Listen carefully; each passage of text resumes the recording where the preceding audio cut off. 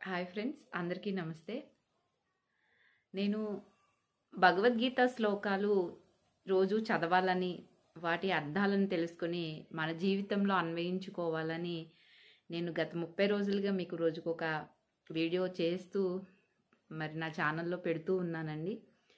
ఏదైనా అమృతమైన, విషమైన, చేదైన, కారమైన, పులుపైన, తీపైన ఏదైనా మనము దాని యొక్క రుచిని ఆస్వాదించినప్పుడే తెలుస్తుందండి. నేను చెప్పినంత మాత్రాన ఇప్పుడు అది కారం అని మనకి ఎలా తెలుస్తుంది, చేదు అని ఎలా తెలుస్తుంది అండి? ఆ టేస్ట్ని మనం అనుభవించినప్పుడే కదా అది తెలిసింది, అది కారము.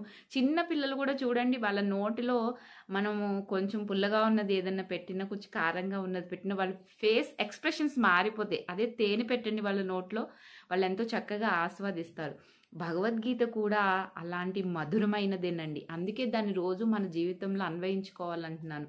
ఎందుకంటే మన జీవితంలో ఏదో ఒక అశాంతి ఉంటుంది, ఏదో ఒక కష్టం ఉంటుంది, ఏదో ఒక నష్టం ఉంటుంది.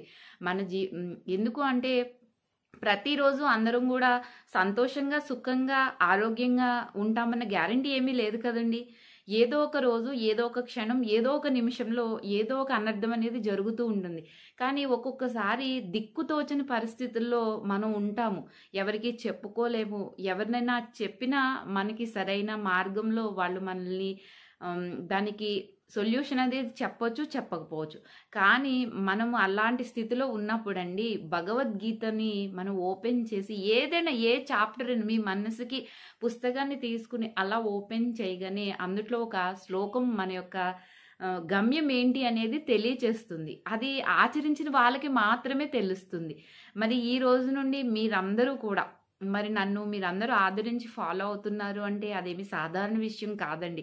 భగవద్గీతని మీరందరూ చదువుతున్నారు కాబట్టి, దాని అర్థాన్ని మీరు కూడా తెలుసుకుని మీ జీవితంలో అన్వయిస్తున్నారు కాబట్టి, నా ప్రయాణంలో మీరు కూడా భాగస్వాములు అయ్యారు. అందుకే ప్రతిరోజు మీ ఇంట్లో భగవద్గీత పుస్తకాన్ని తీసి చక్కగా చదవండి, దాని యొక్క అర్థాన్ని అన్వయం చేసుకోండి. మనతో పాటు మన పిల్లలకి కూడా మనం నేర్పుదామండి. ఇప్పుడు చక్కగా సమ్మర్ హాలిడేస్ కదా, ఏదో ఒక టైంలో కొంచెం సేపు కూర్చోబెట్టుకోండి. మీరు అనొచ్చు, ఎక్కువ వాళ్ళని తిట్టొద్దు, ప్రేమగా చెప్పండి. ఒక ఆటలాగా వాళ్ళని అందుట్లో భాగస్వాములు చేయండి. అంతేకాకుండా మీరు పుస్తకం తీసి చదవలేను, అంత టైం లేదు అనుకున్న వాళ్ళు, నా ఛానల్లో నేను 12th చాప్టర్ ఫస్ట్ నుంచి స్టార్ట్ చేశానండి. ఫస్ట్ చాప్టర్ కూడా కంప్లీట్ అయిపోయింది, సెకండ్ చాప్టర్ రన్నింగ్లో ఉంది.